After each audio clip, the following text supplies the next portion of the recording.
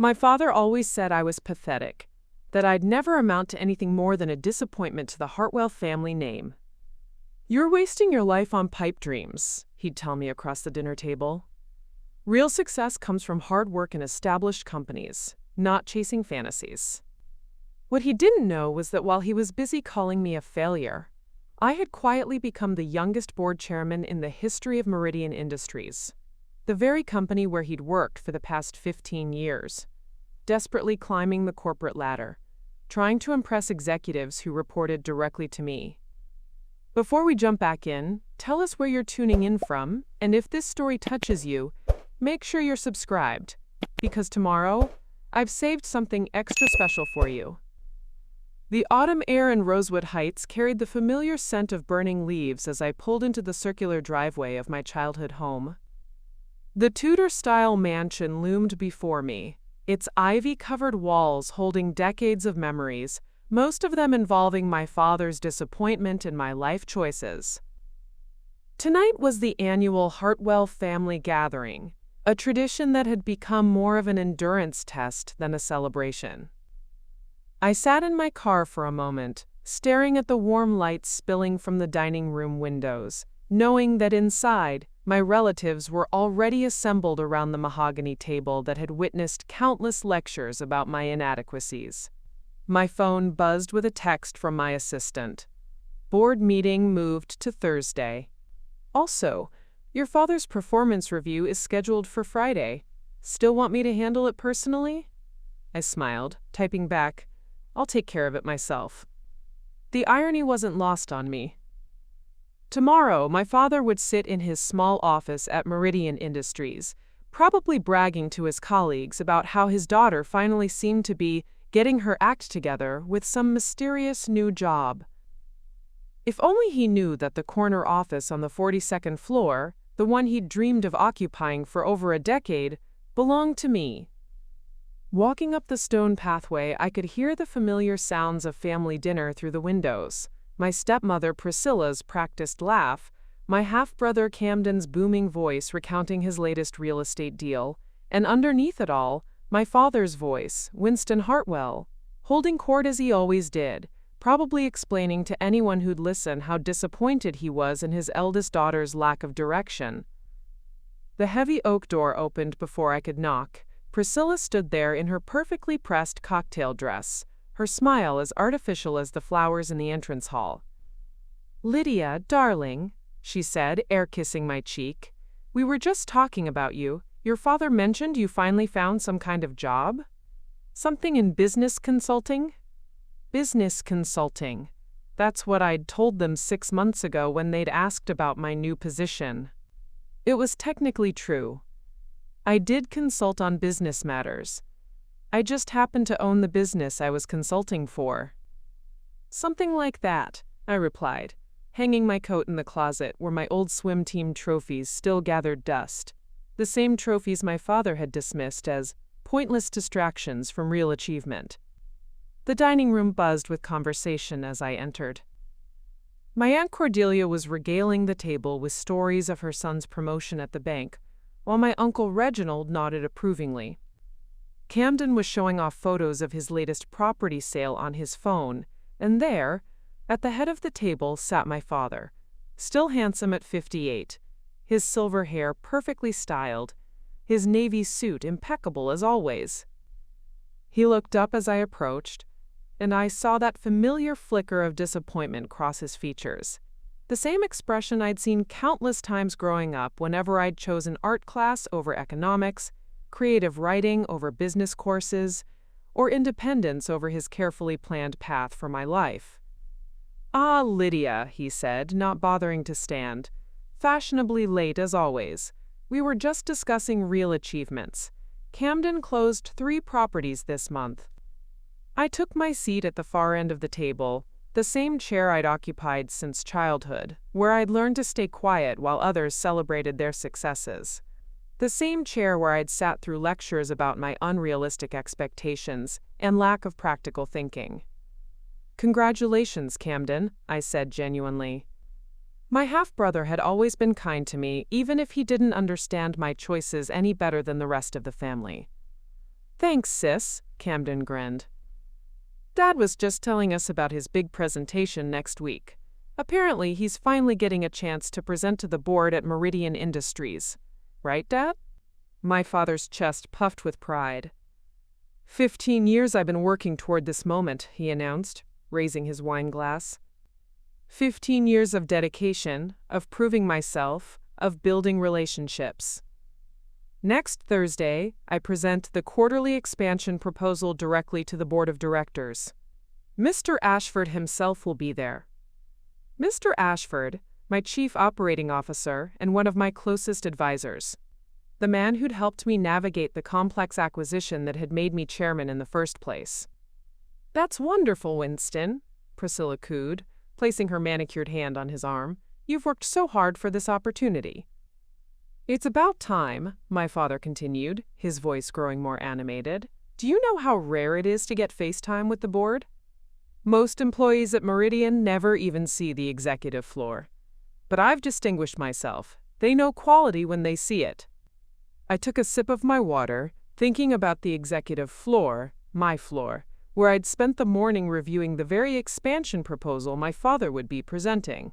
The proposal I'd have to either approve or reject. And the best part, my father went on, his eyes gleaming with anticipation, is that I'll finally be in the same room as the board chairman. 26 years old and already running a Fortune 500 company. Now that's what real success looks like. That's the kind of achievement the Hartwell name should be associated with. 26 years old, the same age as me. I wondered what my father would say if he knew that the chairman he so admired, the one whose success he held up as the gold standard, was sitting right across from him, being called pathetic for the 1000th time in her life. Some people, my father continued, glancing pointedly in my direction, are content with mediocrity. Others strive for excellence. Next Thursday, I'll be in the presence of true excellence.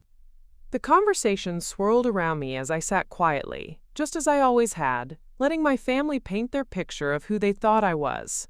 Tomorrow, I'd return to Meridian Industries, where 15,000 employees knew me as Chairman Hartwell, where my decisions affected quarterly earnings that exceeded the GDP of small countries, where my father's future, his promotion, his pension, his pride, rested entirely in my hands. But tonight, I was just Lydia, the disappointment, the one who'd never amount to anything. At least, that's what they thought. Preparing and narrating this story took us a lot of time, so if you are enjoying it, subscribe to our channel. It means a lot to us. Now back to the story. The crystal chandelier above the Hartwell family dining table cast warm light over the scene that had become all too familiar, a carefully orchestrated display of success and status, where every conversation was a performance and every achievement a competition. The mahogany table, imported from England 3 generations ago, was set with Priscilla's finest china, the kind reserved for occasions when the family needed to remind themselves of their supposed superiority.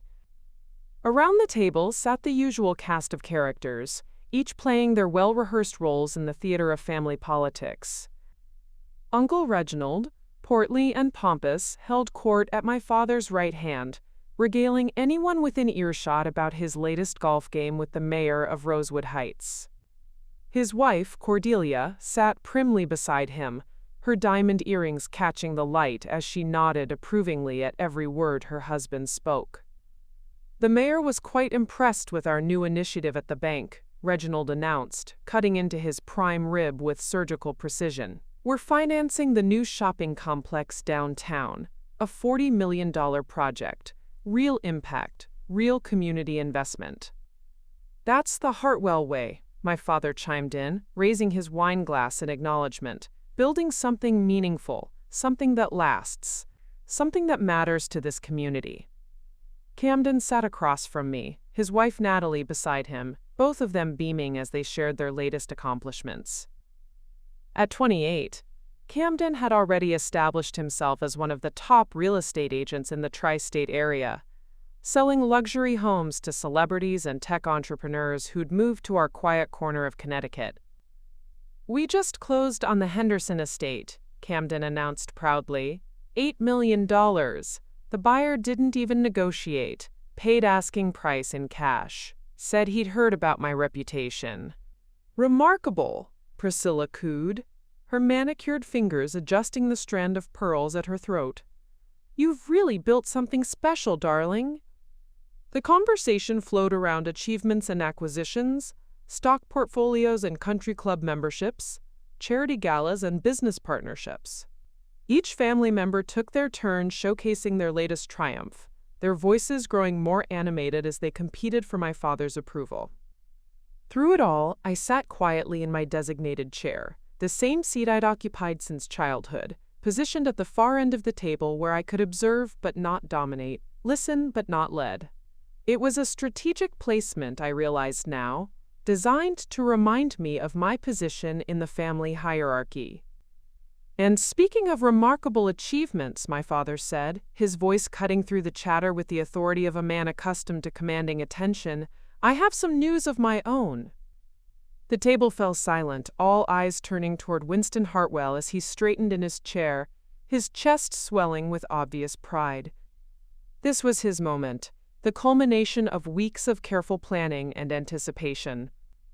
As you all know, he began, his voice taking on the formal tone he used for important announcements. I've been working at Meridian Industries for 15 years. 15 years of dedication, of proving myself, of building relationships with the right people. Heads nodded around the table. Everyone knew about my father's career at Meridian Industries, the international consulting firm that had become his obsession. He spoke about it constantly, the projects, the clients, the office politics, the endless pursuit of recognition from the executives on the upper floors. Well, my father continued, his smile growing wider, all of that hard work has finally paid off. Next Thursday, I'll be presenting our quarterly expansion proposal directly to the board of directors.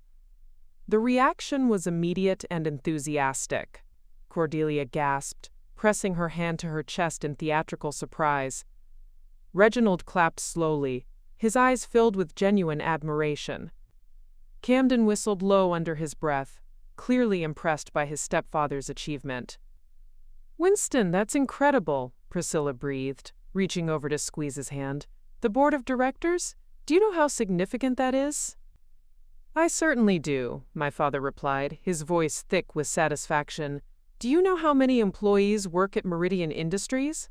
Over 15,000. And how many of them ever get to present to the board? Maybe a dozen, in any given year. I took a slow sip of my wine, the irony of the moment washing over me like a wave. My father had no idea that I'd personally reviewed the list of quarterly presentations just 2 days ago, that I'd specifically requested his proposal be moved to the morning session so I could give it my full attention. Tell them about the chairman, Priscilla urged, her eyes sparkling with vicarious excitement. My father's smile became almost beatific. Ah, yes, the chairman. Lydia Hartwell, no relation, despite the name, 26 years old, and already running one of the most successful consulting firms in the world. Forbes called her the wonderkind of Wall Street last year. I nearly choked on my wine. Forbes had indeed featured me on their cover, though I'd used a carefully staged photo that obscured most of my face, maintaining the privacy that had become essential to my business strategy. 26, Cordelia marveled, shaking her head in amazement. Can you imagine? When I was 26, I was still trying to figure out which fork to use at formal dinners. That's what real ambition looks like, my father continued, his voice taking on an almost reverent tone. While other people her age are wasting time on foolish pursuits, she was building an empire. That's the kind of person who deserves to sit at the head of a boardroom table. The irony was so thick I could taste it. Here was my father, praising the very success he'd never recognized in his own daughter, celebrating achievements that belonged to the person he'd spent years dismissing as worthless. What's her background? Camden asked, genuinely curious. How does someone so young get to that level? That's the remarkable part, my father replied, leaning forward with the enthusiasm of a man sharing insider knowledge. Nobody really knows much about her personal life. She's incredibly private, almost secretive. Some say she came from nothing, built everything from scratch. Others think she inherited money and multiplied it through brilliant investments. A woman of mystery, Natalie murmured approvingly. I like that. The important thing, my father declared, his voice rising with conviction, is that she represents everything this family stands for. Excellence, achievement, the refusal to accept mediocrity. His eyes swept around the table, lingering meaningfully on me. She's proof that when you apply yourself, when you make the right choices, when you refuse to waste your potential on frivolous dreams, you can achieve greatness. The message was clear, and it landed exactly as he'd intended. I was the cautionary tale, the example of wasted potential sitting right there at the family table. The chairman he so admired was everything I'd failed to become. Well, Uncle Reginald said, raising his glass, here's to Winston's big presentation, and to meeting the remarkable Lydia Hartwell. To meeting the chairman, the table chorused, glasses clinking in celebration. I raised my own glass, unable to suppress a small smile. To meeting the chairman, I repeated softly, already looking forward to Thursday morning more than I had any business meeting in years. If only they knew they'd been talking about her all along. As the dinner conversation continued to swirl around my father's upcoming triumph, I found myself drifting into memories of how I'd arrived at this moment. Sitting at my childhood dinner table, listening to my own father unknowingly praise my achievements, while simultaneously dismissing me as a failure. It had started 8 years ago, when I was 18 and fresh out of Westbridge Academy. While my classmates were preparing for college, I was secretly meeting with venture capitalists in downtown Hartford, pitching an idea that would revolutionize how companies approached digital transformation. The seed money came from my maternal grandmother's trust fund, money my father knew nothing about, since he'd never bothered to learn about my mother's side of the family after she passed away when I was 12. Those early days were a blur of 18-hour workdays, sleeping on the couch in a cramped office space I shared with 3 other startups, living on ramen noodles and determination. While my father was telling everyone who'd listen that I was throwing my life away on ridiculous fantasies, I was building the foundation of what would become Meridian Industries. The irony was exquisite. My father worked for the company I'd created, drew his salary from accounts I controlled, attended meetings in boardrooms where my portrait hung on the wall, and he had no idea. The carefully maintained separation between my public identity as chairman and my private life as Lydia Hartwell, the family disappointment, required constant vigilance and strategic misdirection. My phone buzzed discreetly under the table. A text from my chief financial officer, Rebecca Ashford. Q3 numbers are finalized. Revenue up 23% year over year. The board presentation deck is ready for your review tomorrow morning.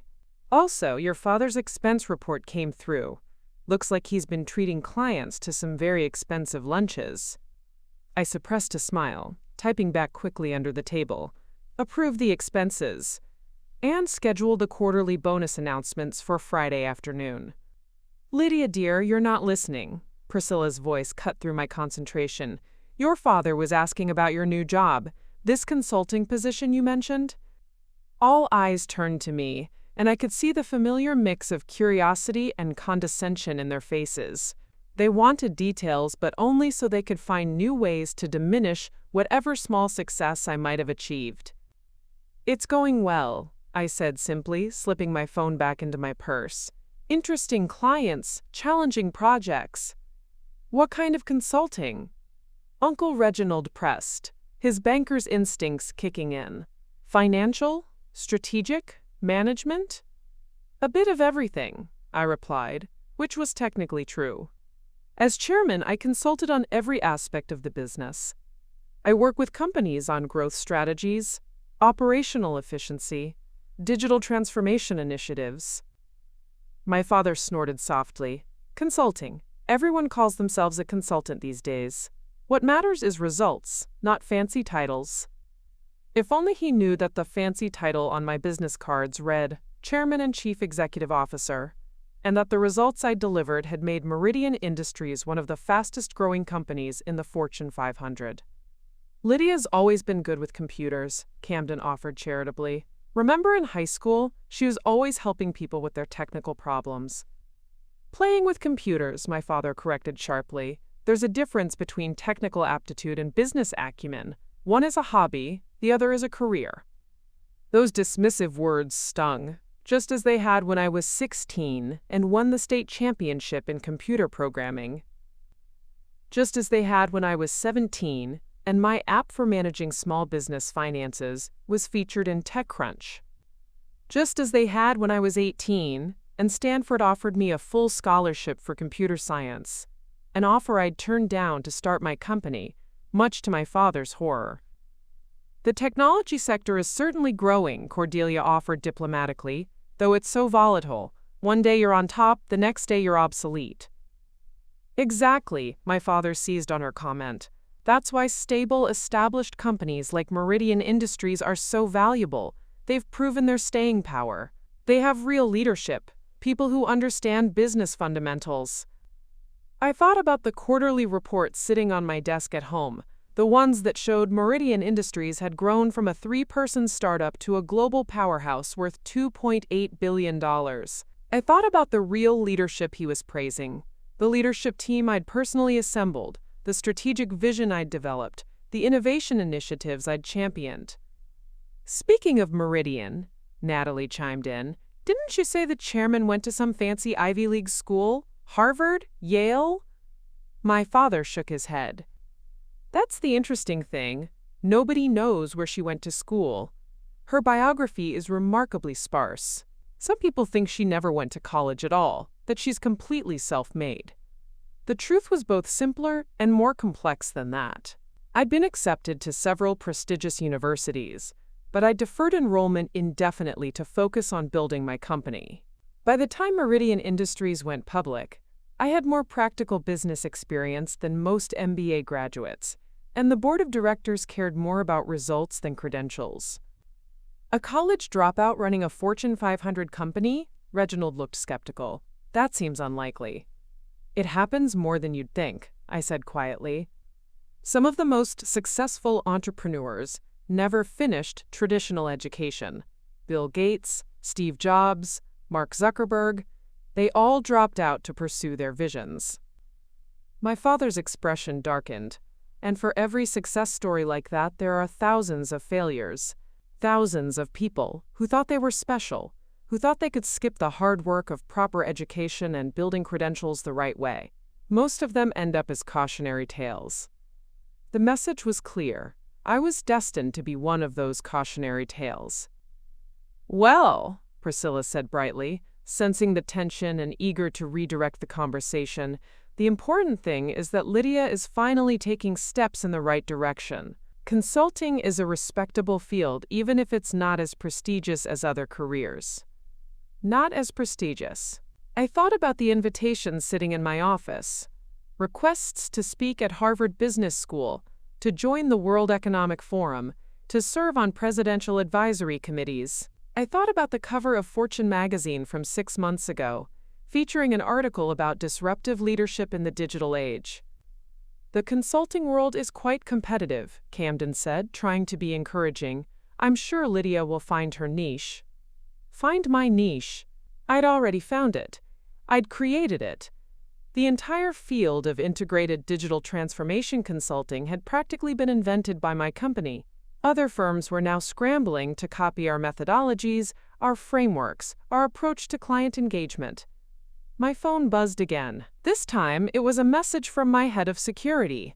Ma'am, your father's access badge was used to enter the building at 11:47 p.m. last Friday. Should we be concerned about after-hours activity? I frowned slightly. Friday night? That was unusual for my father, who typically left the office promptly at 5:30 p.m. I typed back, pull the security footage for that evening. Send me a report tomorrow morning. More work calls? My father asked, noticing my distraction. That's the problem with these small consulting firms. No boundaries, no work-life balance.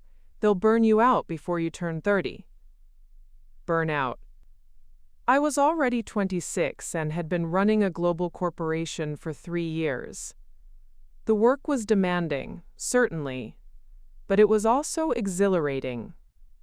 Every day brought new challenges, new opportunities to innovate, new ways to push the boundaries of what was possible in business. I enjoy the work, I said simply. Enjoyment doesn't pay the bills, my father replied curtly. What you need is stability, security, a clear path forward. These consulting boutiques come and go. What happens when your clients find someone cheaper, someone better? What happens when your clients find someone better? I thought about our client retention rate, 98.7% over the past 5 years. I thought about the waiting list of Fortune 100 companies begging for our services. I thought about the acquisition offers that arrived weekly, billion-dollar proposals from competitors desperate to buy their way into our market position. I think I'll be fine, I said, taking another sip of wine. My father studied me across the table, his expression a mixture of frustration and disappointment. I just don't understand where I went wrong with you, Lydia. Camden has drive, ambition, the killer instinct you need to succeed in business. But you seem content with mediocrity. Mediocrity. The word hung in the air like a challenge. If only he knew that in less than 96 hours, he'd be standing in my boardroom, presenting to me, asking for my approval, seeking my validation for his project. If only he knew that his mediocre daughter held his professional future in her hands. The conversation around the dinner table had shifted to dessert and more pointed commentary about my life choices, each family member taking their turn to offer increasingly condescending observations about my career prospects. The crystal stemware caught the light as wine glasses were refilled, loosening tongues and emboldening opinions that had been simmering beneath the surface all evening. "You know what your problem is, Lydia?" Uncle Reginald announced, settling back in his chair with the confidence of a man who'd had 3 glasses of vintage Bordeaux. "You've never learned to play the game. Business is about relationships, networking, climbing the ladder systematically. You can't just waltz in with some computer skills and expect to compete with people who've paid their dues." His wife Cordelia nodded sagely, her diamond bracelet glinting as she gestured with her dessert fork. "Exactly. Look at your father. 15 years of dedication, building trust, proving himself day after day. That's how real careers are built. Not through these modern shortcuts and gimmicks." I bit into my crème brûlée, the caramelized sugar cracking under my spoon as I listened to them dissect my supposed failures. If they only knew that the real career they were describing consisted of my father working his way up through a company I had built from nothing, earning promotions I had ultimately approved, attending strategy meetings where he implemented vision I had created. "The problem with young people today," my father interjected, his voice taking on the lecturing tone I remembered from childhood, "is they think they can skip steps. They see stories about overnight successes and think it's easy. They don't understand that real achievement requires sacrifice, patience, playing by the rules. Playing by the rules." I thought about the rule book I'd essentially rewritten for the consulting industry, the traditional business models I'd disrupted, the established players I'd outmaneuvered through innovation rather than politics. Sometimes the biggest breakthroughs came from refusing to play by rules that no longer made sense. "It's not her fault entirely," Priscilla added with false sympathy, her tone suggesting she was being magnanimous in her criticism. "The media fills young people's heads with these fantasies about entrepreneurship and instant wealth. They don't show the reality, the failures, the debt, the years of struggle. They certainly don't mention that most startups collapse within the first 2 years. Most startups did fail. That was statistically accurate. What she didn't know was that I'd studied those failure rates obsessively, analyzed the common pitfalls, built redundancy and flexibility into every aspect of Meridian Industries' structure. We'd survived the dot-com crash, the 2008 financial crisis, the pandemic, and every market fluctuation in between, by being smarter, more adaptable, and more strategically positioned than our competitors. Remember when she wanted to start that ridiculous app company in high school? Camden said with a laugh, though his tone was gentler than the others. What was it called again? Something about helping small businesses? Finance Flow, I replied quietly. The app that had been downloaded over 2 million times before I sold it to a major bank for 8 figures, using the proceeds as seed money for my next venture. That's right, Cordelia exclaimed, clapping her hands together. I remember now. You spent months working on some computer program instead of focusing on your college applications. Such a waste of time. A waste of time that had funded my first real office space and allowed me to hire my initial development team. But there was no point in explaining that to people who measured success only in traditional terms. Degrees from prestigious universities, corner offices at established firms, predictable career trajectories that everyone could understand and categorize. The tragedy is that she's actually intelligent, my father continued, swirling his brandy thoughtfully. Her test scores were excellent. Her grades were solid. She could have gone to any university she wanted, could have pursued law, medicine, investment banking, careers with real prestige, real security. Instead, she chose to chase pipe dreams. Pipe dreams. I thought about the pipe dream that now employed over 15,000 people across 4 continents, that had revolutionized how Fortune 500 companies approached digital transformation, that had been valued by Goldman Sachs at nearly $3 billion in our last funding round. It's not too late, Natalie offered hopefully. 26 is still young. She could go back to school, get an MBA, start over with a proper foundation. Start over. The suggestion would have been laughable if it weren't so painful. Start over from running one of the most successful consulting firms in the world?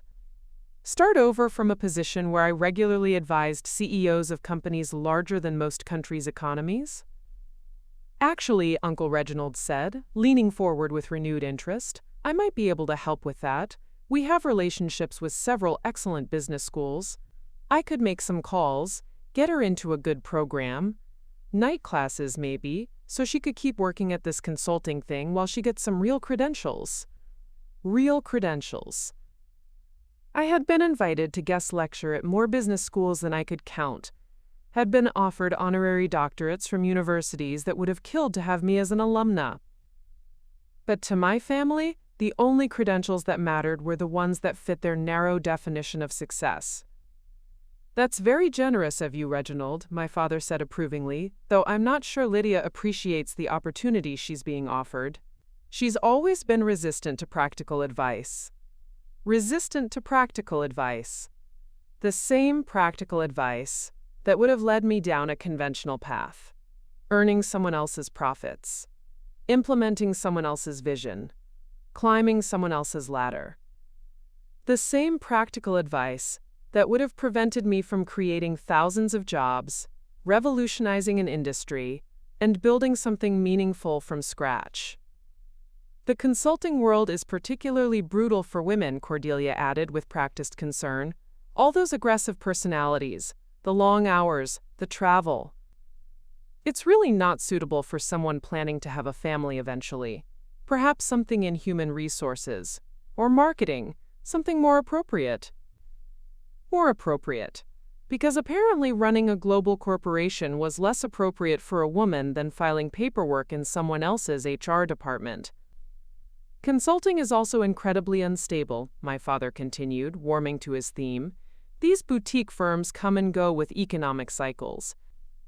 When the economy tightens, consulting is the first expense companies cut. What happens to you then? You'll be 35 with no real experience, no established career path, no security. No security. I thought about the diversified revenue streams we'd built, the long-term contracts we'd secured, the international expansion that had made us essentially recession-proof.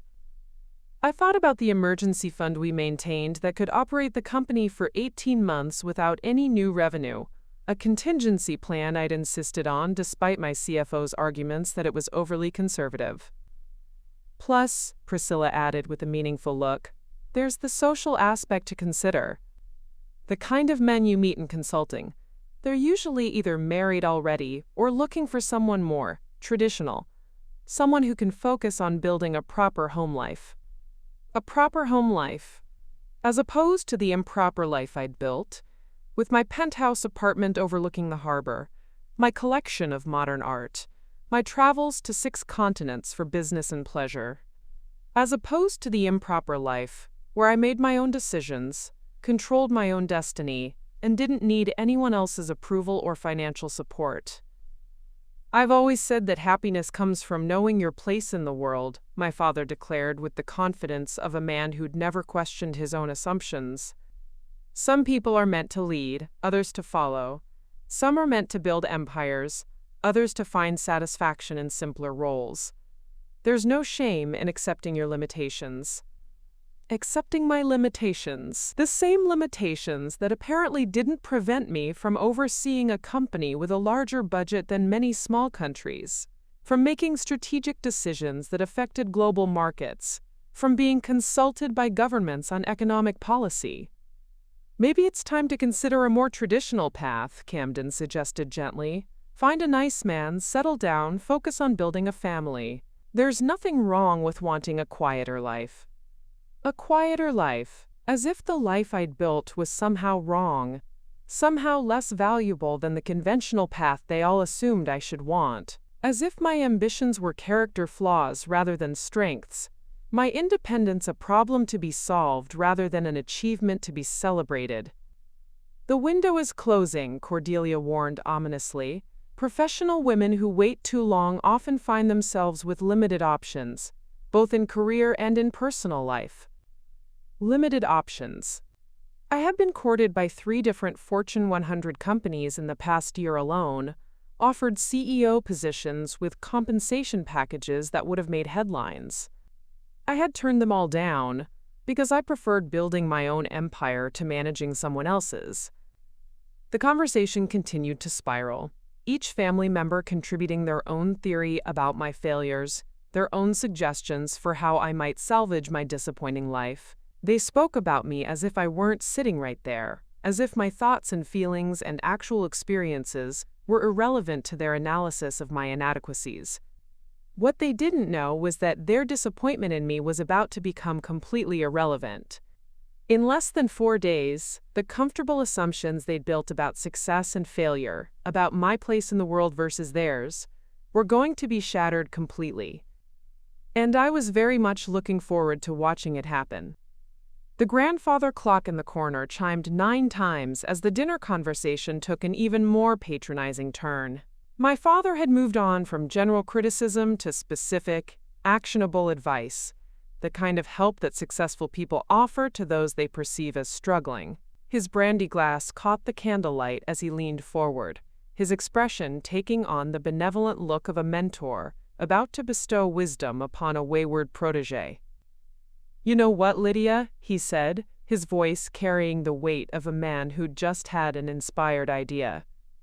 "I've been thinking about your situation, and I believe I can help you in a very concrete way."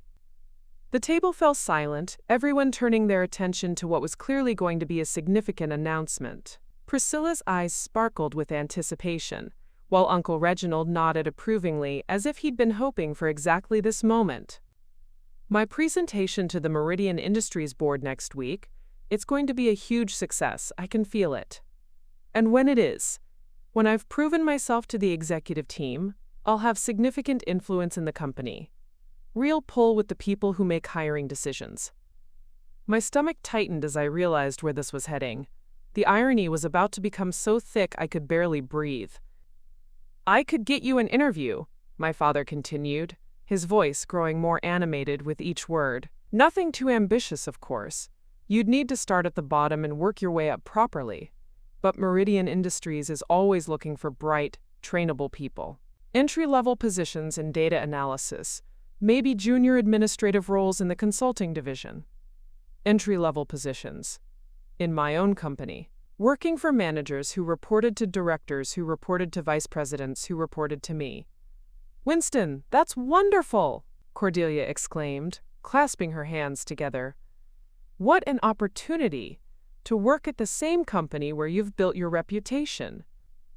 It really is perfect, Priscilla agreed, reaching over to pat my hand in a gesture that felt more condescending than comforting.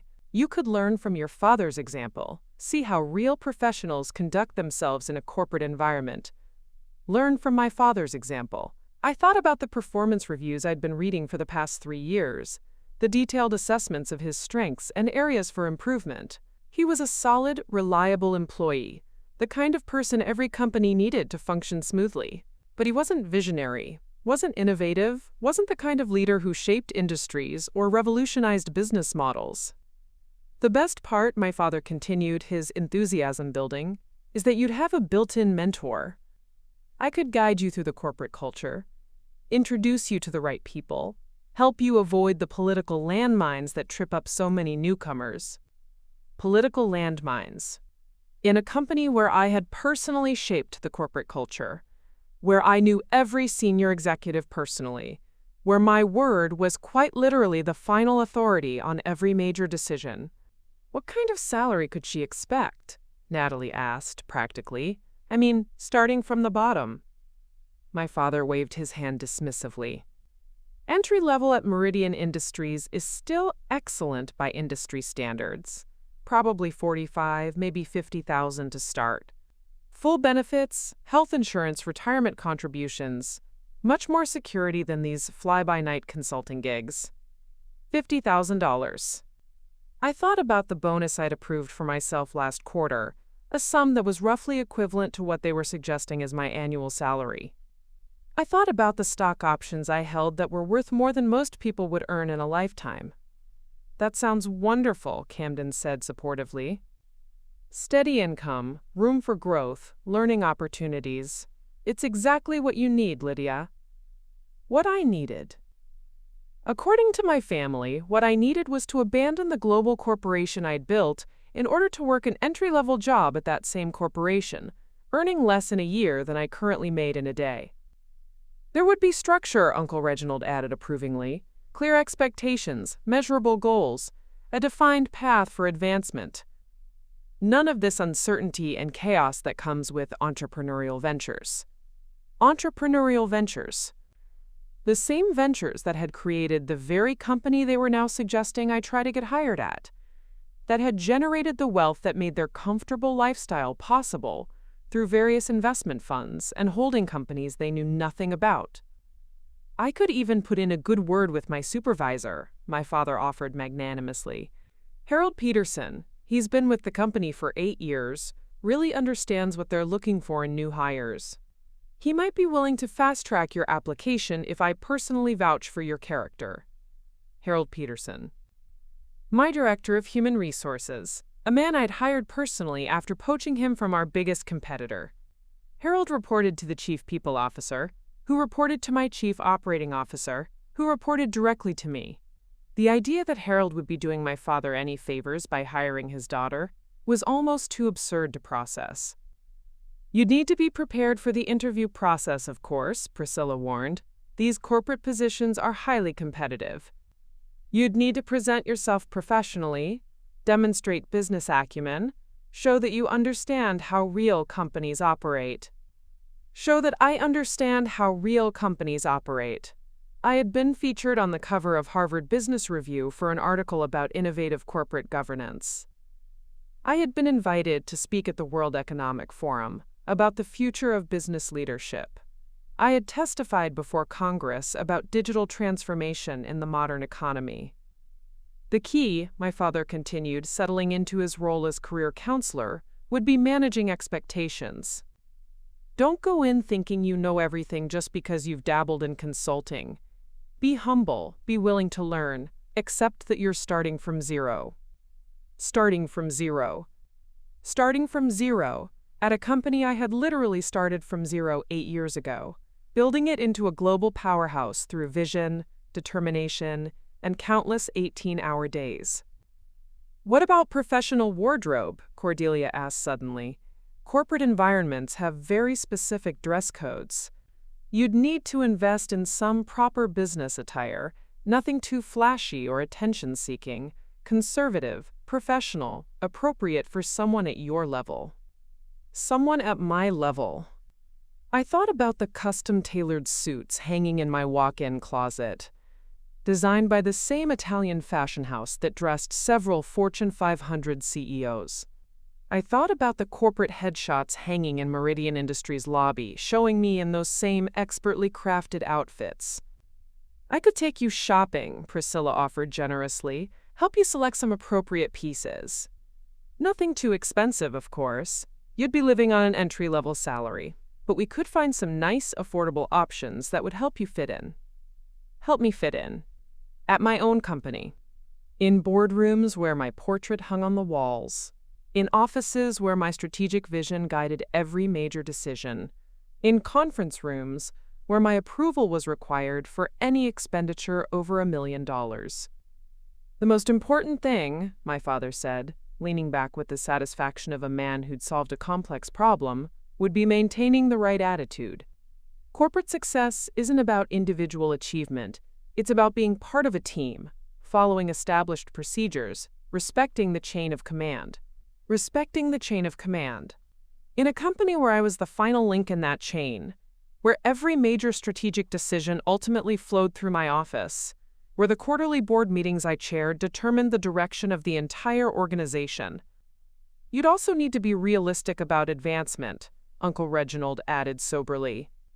Entry-level to middle management typically takes 5 to 7 years, assuming strong performance reviews and no major mistakes. Senior positions require a decade or more of proven results. A decade or more to reach senior positions.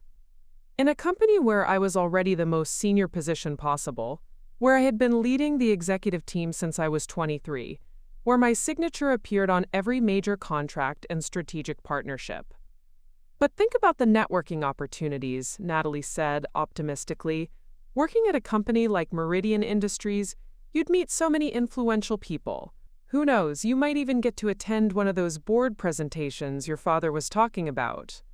Attend one of those board presentations. The board presentations where I sat at the head of a conference table, where CEOs and executives sought my approval for their proposals, where my questions and insights shaped the future direction of entire industries.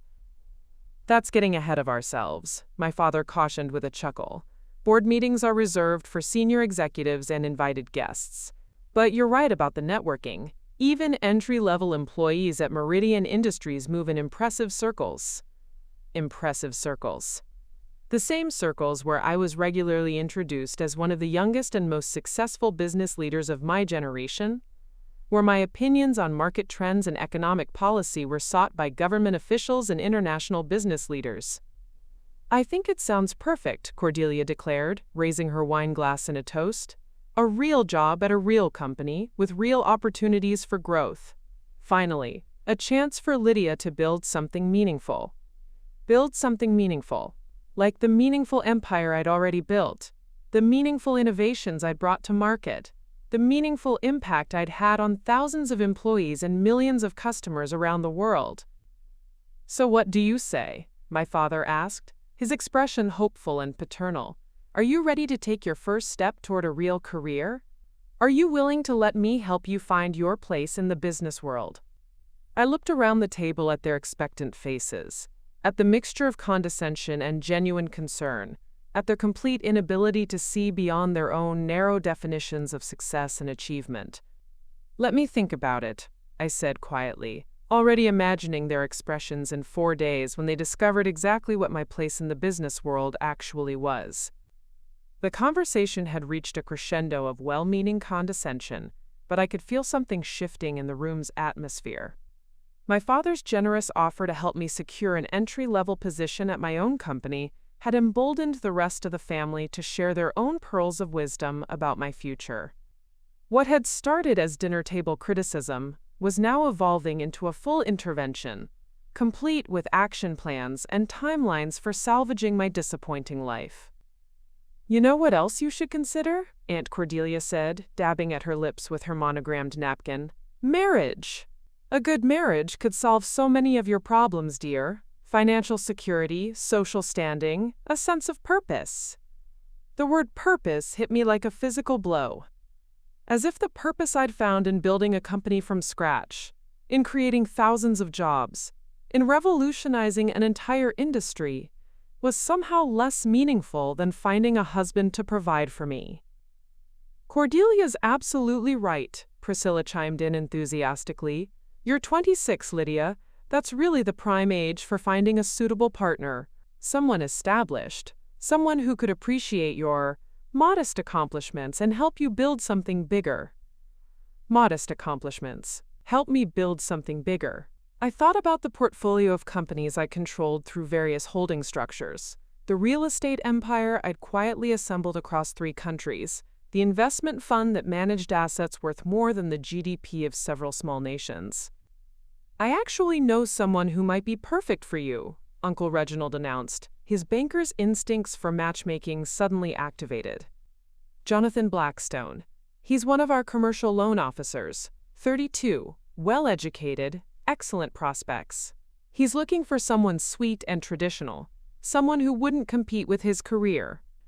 Someone who wouldn't compete with his career. Because apparently my ambition was a character flaw that needed to be managed rather than celebrated. Something that made me unsuitable for partnership with a man whose biggest accomplishment was approving other people's loan applications." "That sounds wonderful," my father said approvingly. "Lydia needs someone who can provide stability, someone who understands how the real world works. These creative types," he gestured vaguely in my direction, "they need grounding influences." Creative types. As if building a multi-billion-dollar corporation was some kind of artistic hobby, rather than one of the most significant business achievements of the past decade.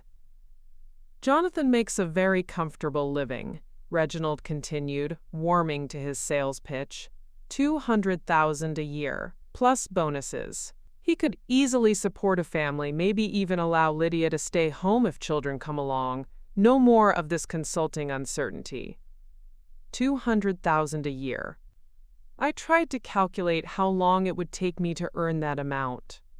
Roughly 36 hours, including sleep time.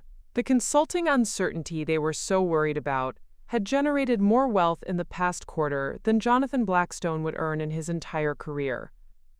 "Children would be so good for you," Cordelia added with maternal certainty.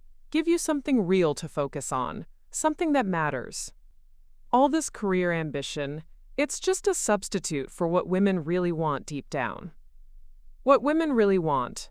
Apparently what I really wanted, according to my aunt, was to abandon the company I'd built and the industry I'd revolutionized in order to focus on changing diapers and organizing playdates. Because clearly my contributions to the global economy were just elaborate procrastination until I discovered my true calling as someone's wife and mother. Plus, Natalie added helpfully, once you're married to someone like Jonathan, you could host dinner parties, join the right charity committees, really establish yourself in Rosewood Heights society. Make connections that matter. Make connections that matter. I thought about my phone, which contained direct numbers for 3 sitting governors, 2 Fortune 10 CEOs, and the economic advisors to 4 different countries. I thought about the charity foundation I'd established that had donated over $50 million to educational initiatives in underserved communities, donations that were made anonymously, without fanfare or social recognition. "The key is timing," my father said, his voice taking on the urgency of a man who'd suddenly realized his daughter's biological clock was ticking. "You can't wait forever, Lydia. The longer you pursue this consulting fantasy, the harder it will be to transition to a normal life." A normal life. Because the life I'd built, traveling the world, making decisions that affected thousands of people, creating innovative solutions to complex problems, was somehow abnormal, somehow less valuable than hosting dinner parties and joining charity committees. "I could arrange an introduction," Reginald offered. "Maybe a nice dinner at the country club? Nothing too formal, just a chance for you two to get acquainted. I'm sure once Jonathan sees what a lovely young woman you are, he'd be very interested." What a lovely young woman I was. Not what an accomplished businesswoman I was, not what an innovative leader I was, not what a strategic thinker I was. Just lovely and young and therefore suitable for marriage to a loan officer who made in a year what I made in a day and a half.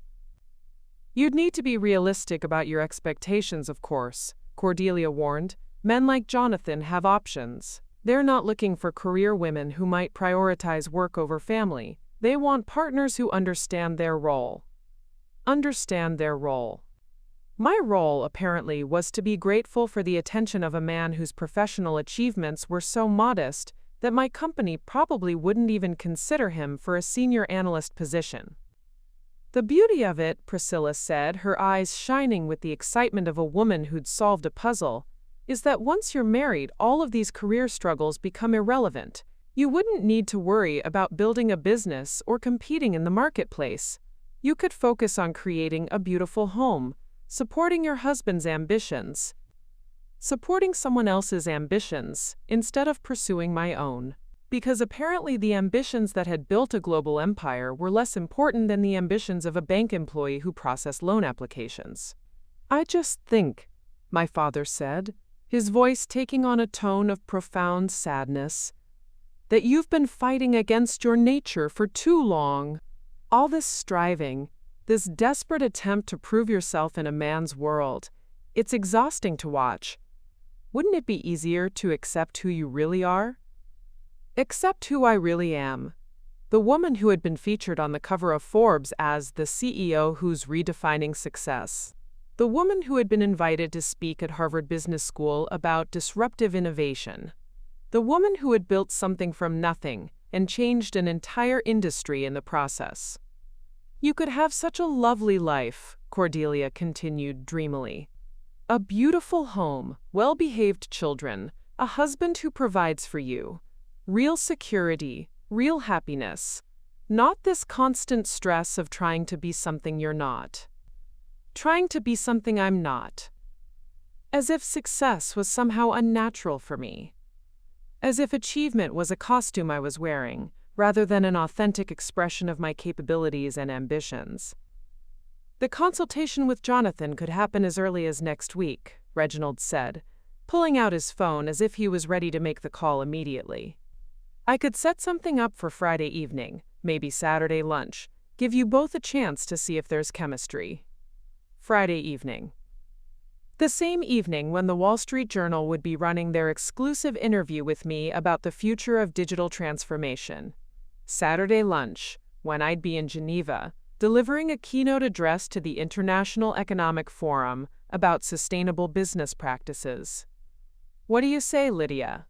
My father asked, his expression hopeful and paternal. Are you ready to stop fighting against the inevitable? Are you ready to embrace the life that would actually make you happy? I looked around the table at their expectant faces, at their complete certainty that they understood my needs better than I did, at their unwavering belief that my greatest achievement should be convincing someone else to take care of me. The breaking point had arrived. Actually, I said quietly, setting down my wine glass with deliberate precision, I think I need to leave. The table fell silent, surprise flickering across their faces. This wasn't how these interventions usually ended. Typically, I sat quietly and absorbed their advice, maybe offered weak protests that they could easily dismiss. But something had shifted tonight. Maybe it was the job offer at my own company, maybe it was the suggestion that I needed to find a man to give my life meaning, maybe it was just the accumulated weight of 26 years of being told I wasn't enough. Leave? My father asked, confusion clear in his voice. But we're just trying to help you, sweetheart. We're offering you real solutions to your problems. I appreciate that, I said, standing up and placing my napkin beside my plate. But I have an early morning tomorrow, a very important meeting. What kind of meeting? Priscilla asked suspiciously, as if she couldn't imagine what important business I might have. I smiled, thinking about the quarterly strategy session I'd be leading at 8 a.m., where we'd be discussing our expansion into Southeast Asian markets and the acquisition of 2 smaller consulting firms. Just business, I said simply. Thank you for dinner. I'll see myself out. As I walked toward the door, I could hear them murmuring behind me, trying to make sense of my abrupt departure. They had no idea that in less than 72 hours, their entire understanding of success, failure, and family dynamics was about to be completely upended. The drive back to my penthouse apartment felt like a journey between two different worlds. Behind me lay the familiar territory of family disappointment and well-meaning condescension, where I was perpetually cast as the underachiever who needed guidance to find her way. Ahead lay the reality I'd carefully constructed and fiercely protected, a reality where I was exactly who I'd always known I could become. My phone rang as I navigated the winding roads that led from Rosewood Heights suburban mansions to the glass towers of downtown Hartford. The caller ID showed Rebecca Ashford, my chief financial officer, who had a habit of working late on Sunday evenings to prepare for the week ahead. "Good evening, Rebecca," I answered, switching to the hands-free system as I merged onto the highway. "Lydia, I'm sorry to call so late, but I wanted to give you a heads up about tomorrow's schedule. Your father's presentation has been moved to the main boardroom at 10 a.m. instead of the smaller conference room. The whole executive team will be there." The main boardroom. The one with floor-to-ceiling windows overlooking the harbor. The one where we held our most significant client meetings and strategic planning sessions. The one where my portrait hung behind the chairman's seat, a formal oil painting commissioned last year when Fortune magazine named me one of the 40 under 40 inches business leaders reshaping the global economy. "Any particular reason for the change?" I asked, though I suspected I already knew the answer. "Your father's proposal is more comprehensive than we initially realized," Rebecca explained. "The Southeast Asian expansion plan he's putting forward would require a substantial capital investment, roughly $200 million over the next 3 years. The board wants to give it the attention it deserves." $200 million. I thought about my father at dinner tonight, nervously excited about his big presentation, having no idea that he was proposing to spend more money than most small countries had in their entire annual budgets, having no idea that the decision rested entirely with the daughter he'd just finished telling needed to find a husband for financial security. "How's the proposal itself?" I asked, pulling into the underground garage of my building. "Actually quite solid," Rebecca admitted with what sounded like surprise. "His market analysis is thorough, his risk assessment is realistic, and his projected ROI is conservative but achievable. Whoever mentored him on this did excellent work." I smiled as I parked next to my other car, a sleek Tesla Model S that I'd bought after our electric vehicle consulting contract had generated enough profit to fund 3 new office expansions. My father had no idea that the mentor who'd guided his proposal was actually a strategy memo I'd circulated 6 months ago, outlining exactly the kind of international expansion opportunities I wanted the company to pursue. The elevator ride to the 42nd floor gave me time to transition from Lydia the family disappointment to Chairman Hartwell, the woman who controlled one of the most influential consulting firms in the world. The transformation wasn't dramatic. I didn't need to change clothes or put on an act. I simply allowed myself to inhabit the space I'd earned, to acknowledge the weight of responsibility that came with the decisions I made every day. My apartment reflected the duality of my existence. The public spaces, the living room with its panoramic view of Hartford's skyline, the dining room where I entertained clients and board members, were decorated with the kind of understated elegance expected of a Fortune 500 executive. Original artwork, handcrafted furniture, the subtle displays of wealth that spoke to success without shouting about it. But my private office, tucked away behind sliding doors that most visitors never saw, told the real story of who I was and what I'd built. The walls were covered with framed articles from major business publications, photos from speaking engagements at international conferences, and awards from industry organizations that my family had never heard of. The centerpiece was a glass case containing the first dollar of revenue Meridian Industries had ever earned, a payment from a small accounting firm in Vermont that had hired us to streamline their client management system. I settled into the leather chair behind my desk and opened my laptop, reviewing the materials for tomorrow's board meeting. My father's presentation was scheduled as the third item on the agenda, sandwiched between a routine quarterly compliance report and a discussion of our new partnership with a German engineering firm. The irony of the scheduling wasn't lost on me. While my family had spent the evening suggesting I needed help finding an entry-level position, I would be spending the next hour reviewing proposals that would affect the livelihoods of thousands of employees and the direction of a multi-billion-dollar corporation.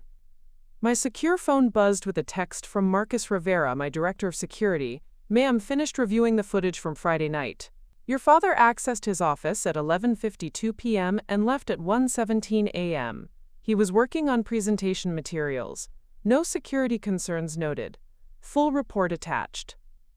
I opened the attachment, scanning through the detailed analysis. The security footage showed my father alone in his office, surrounded by papers and laptop screens, practicing his presentation with the kind of nervous energy I remembered from my own early business days. He'd been rehearsing his opening remarks, timing his slides, preparing for what he clearly saw as the most important moment of his career. The sight of him working so late, so earnestly, preparing for a presentation to his own daughter, stirred something complicated in my chest. For all his dismissive comments about my choices, for all his inability to see my achievements, he was genuinely passionate about his work.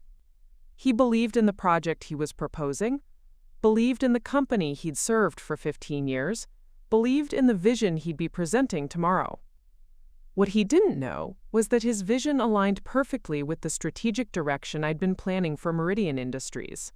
His proposal wasn't just solid, it was exactly what I'd been hoping someone would develop. The Southeast Asian markets he wanted to enter were the same ones I'd been researching for months. The partnerships he was suggesting were with companies I'd already been courting through back-channel negotiations. I pulled up the financial projections for the expansion project, running the numbers through various scenarios and stress tests.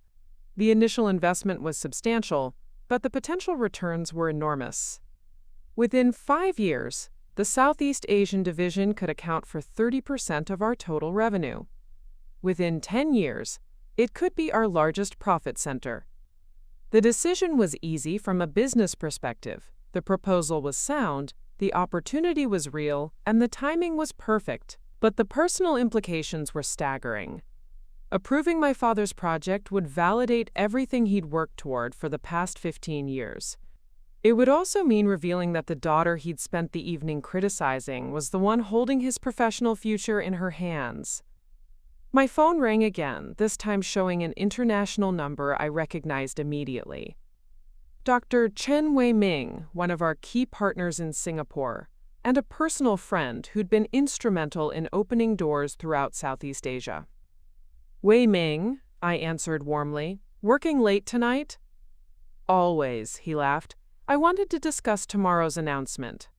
The preliminary agreements are signed, the regulatory approvals are in place, and our local partners are extremely enthusiastic about working with Meridian Industries. Your expansion into our markets is going to be transformational for everyone involved." Transformational. The same word I'd been thinking about my father's presentation, though in a very different context. "I'm looking forward to reviewing the final proposal," I said, not mentioning that the proposal had been prepared by someone who had no idea he was presenting to his own daughter. "The timing couldn't be better," Wei-Ming continued. "The demand for integrated consulting services in our region is exploding. Companies are desperate for the kind of strategic guidance that Meridian Industries specializes in. Whoever developed this expansion strategy is brilliant. They've identified exactly the right opportunities at exactly the right moment." After ending the call, I sat back in my chair and looked out at the city lights sparkling below. Tomorrow morning, I would walk into that boardroom as Chairman Hartwell, the 26-year-old woman my father had unknowingly praised at dinner. I would listen to his presentation with the professional attention it deserved, ask the kind of probing questions that demonstrated my understanding of international markets and strategic planning. And then I would make a decision that would change both of our lives forever. The presentation materials were impressive, but they weren't the only thing I needed to review. I opened my personal calendar, noting the events scheduled for the rest of the week. Wednesday afternoon, I was giving a keynote address to the International Chamber of Commerce about sustainable business practices. Thursday evening, I was attending a private dinner with 3 Fortune 100 CEOs who were considering a major acquisition deal. Friday morning, I had a conference call with the President's Economic Advisory Council about proposed changes to international trade regulations. My father had no idea that while he was offering to help me find an entry-level position, I was operating at the highest levels of international business. He had no idea that the consulting work he dismissed so casually had made me one of the most influential people in his industry. But tomorrow, he was going to find out. I closed my laptop and headed to my bedroom, where my clothes for tomorrow's meeting were already laid out. A navy blue suit from the same Italian designer who dressed several world leaders, paired with accessories that spoke to authority without ostentation. The same kind of outfit I'd worn to countless board meetings, strategy sessions, and high-stakes negotiations.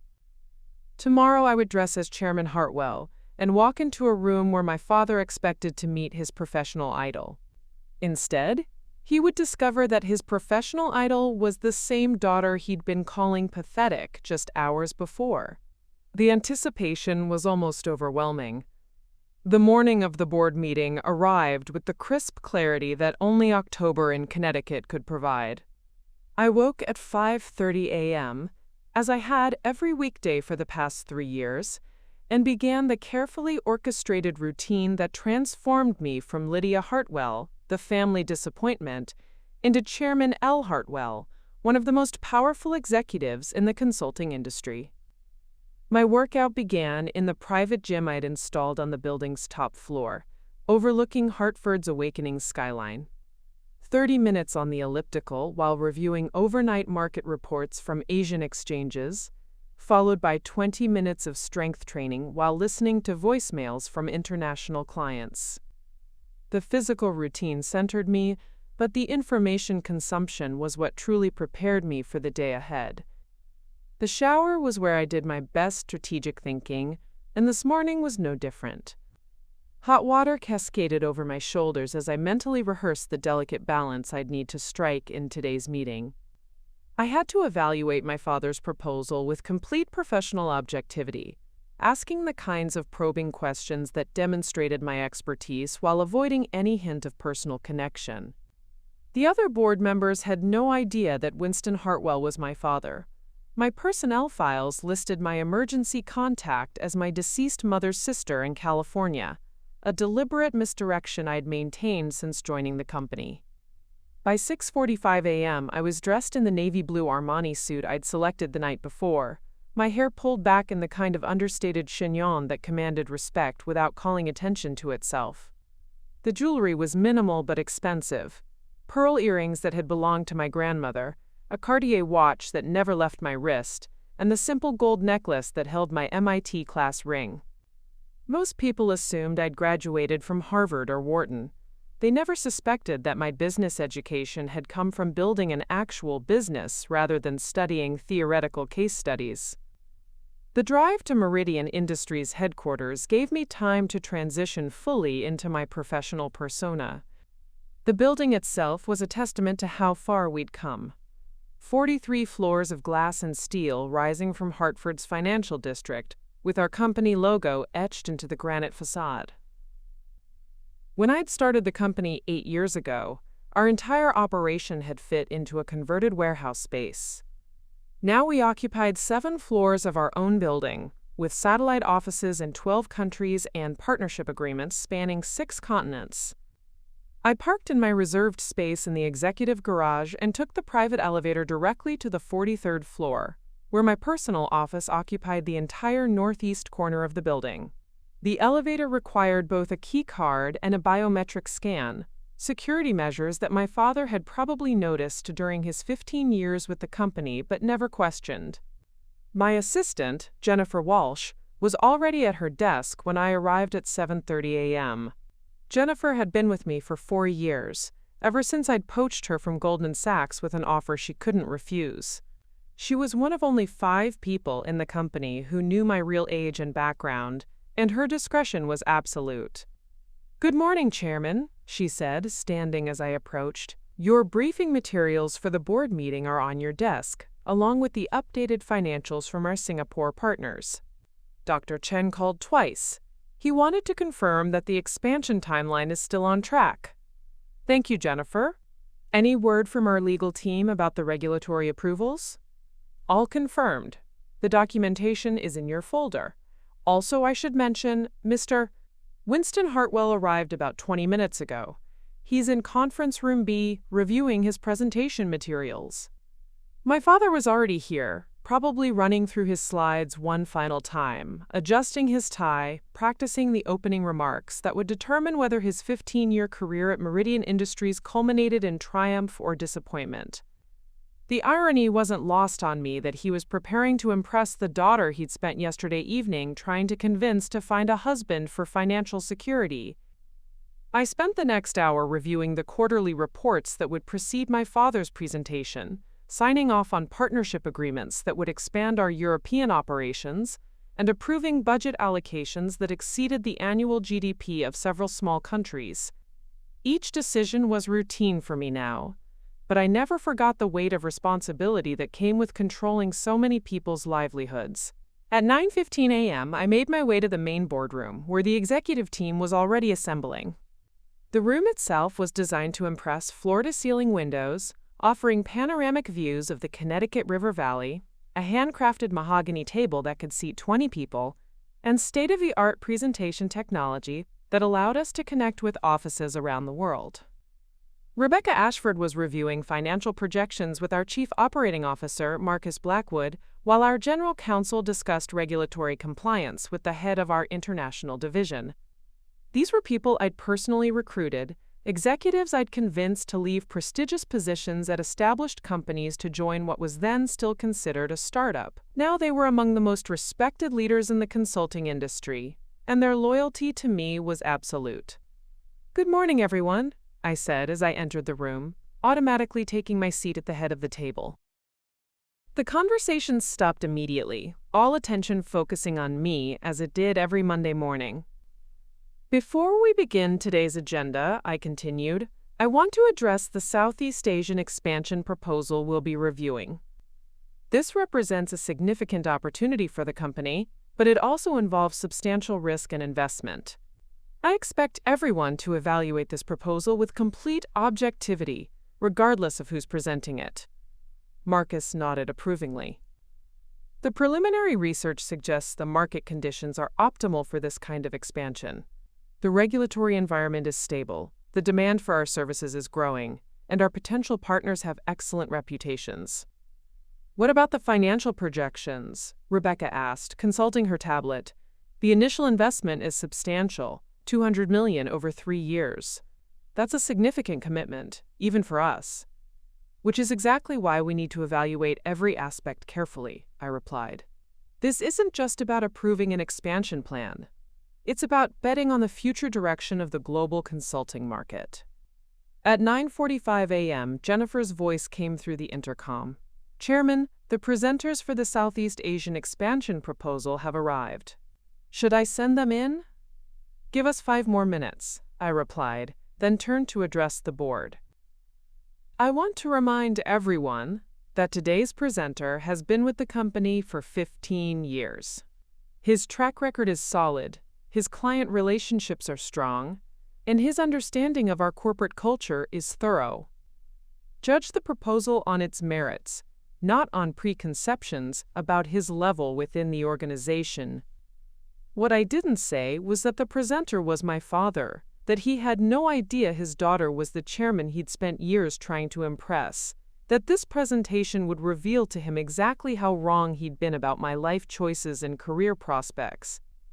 At exactly 10 a.m., the boardroom doors opened and my father walked in, followed by 2 junior analysts who would be supporting his presentation. He was wearing his best suit, the charcoal gray Armani he'd bought for his promotion to senior project manager 3 years ago, and carrying himself with the confident bearing of a man who believed this was his moment to shine. For the first few seconds, his attention was focused on arranging his presentation materials and connecting his laptop to the room's projection system. He nodded politely to the other board members, men and women he recognized from company newsletters and annual meetings, but had never actually met. Then he looked up and saw me sitting at the head of the table. The color drained from his face so quickly that I was momentarily concerned he might faint. His eyes widened in shock, then confusion, then something approaching disbelief. His mouth opened slightly, but no words came out.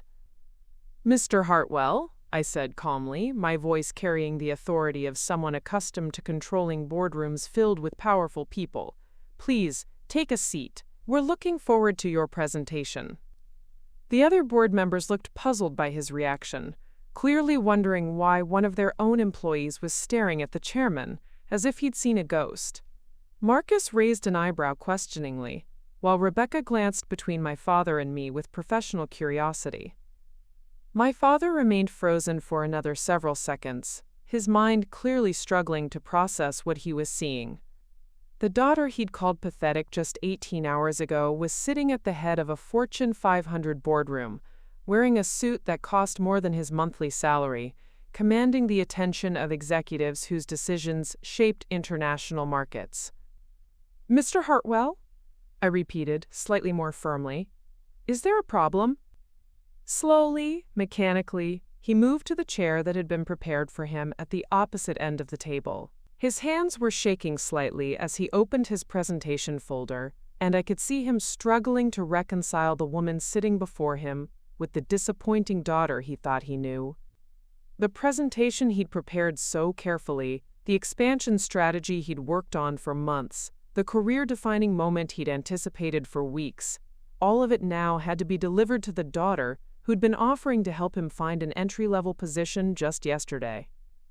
"Whenever you're ready," I said, settling back in my chair and fixing him with the kind of professional attention I gave to every presenter, regardless of our personal relationship. But there was nothing professional about the way my heart was racing as I prepared to hear my father's proposal, knowing that his entire understanding of success, failure, and family dynamics was about to be forever changed. The silence in the boardroom stretched for what felt like an eternity, though my Cartier watch told me it had been exactly 12 seconds since my father had frozen upon seeing me. The other board members were beginning to exchange glances, clearly puzzled by the presenter's unusual reaction to what should have been a routine corporate meeting. "Mr. Hartwell," I said again, this time allowing a note of professional concern to enter my voice, "would you prefer to reschedule this presentation? You seem unprepared."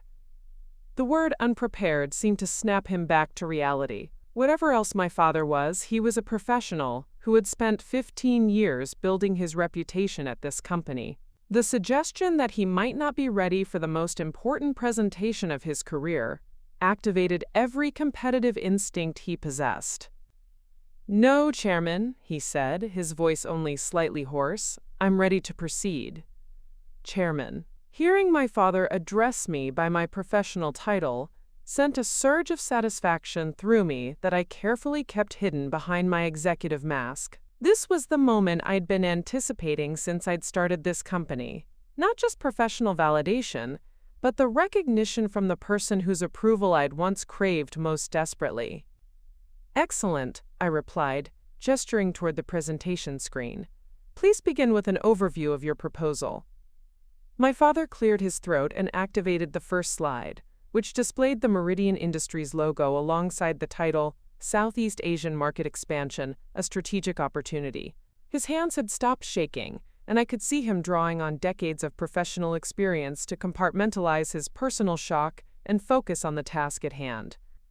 "Distinguished board members," he began, his voice growing stronger with each word, "I'm here today to present an expansion opportunity that could position Meridian Industries as the dominant consulting force in Southeast Asia within the next 5 years." I had to admire his recovery. Despite the obvious shock of discovering that his underachieving daughter was actually the chairman of his company, he was delivering his opening with the confidence and authority that had earned him promotions and client respect throughout his career. "The Southeast Asian consulting market is currently valued at approximately $8 billion annually," he continued, advancing to a slide filled with market research data. However, our analysis indicates that within 3 years, this market will exceed $12 billion, representing a compound annual growth rate of 15%. Rebecca Ashford leaned forward, her financial instincts engaged. What's driving that growth rate? Is it sustainable, or are we looking at a bubble? My father smiled, clearly pleased to be asked exactly the question he'd hoped for. Excellent question. The growth is driven by 3 primary factors: digital transformation initiatives across traditional industries, government infrastructure investments totaling over $200 billion across the region, and an emerging class of tech companies that need sophisticated consulting services to compete globally. Marcus Blackwood nodded approvingly. Those are solid fundamentals. What about regulatory challenges? Southeast Asia isn't exactly known for consistent business practices across borders. Another excellent point, my father replied, advancing to his next slide. We've conducted extensive research on regulatory frameworks in 7 target countries. While there are certainly complexities, our legal team has identified clear pathways for establishing operations in each market. The key is partnering with established local firms rather than trying to build from scratch. I watched him work the room with growing respect. This wasn't the nervous middle manager I'd expected. This was a seasoned professional who understood his material thoroughly and could think on his feet. More importantly, his strategic thinking aligned perfectly with the expansion philosophy I'd been developing for years. Mr. Hartwell, I said, using the formal address that felt strange on my tongue, what's your assessment of the competitive landscape? Who are we displacing? And how do we expect them to respond? His eyes met mine across the conference table, and for just a moment I saw a flicker of the father, who used to help me with math homework before he decided I wasn't ambitious enough. But when he spoke, his voice was purely professional. Currently, the market is fragmented among several smaller regional players and a few American firms that treat Southeast Asia as an afterthought to their European operations. None of them offer the integrated approach that has made Meridian Industries successful in North American and European markets. He advanced to a slide showing competitor analysis, complete with revenue figures, client portfolios, and strategic weaknesses.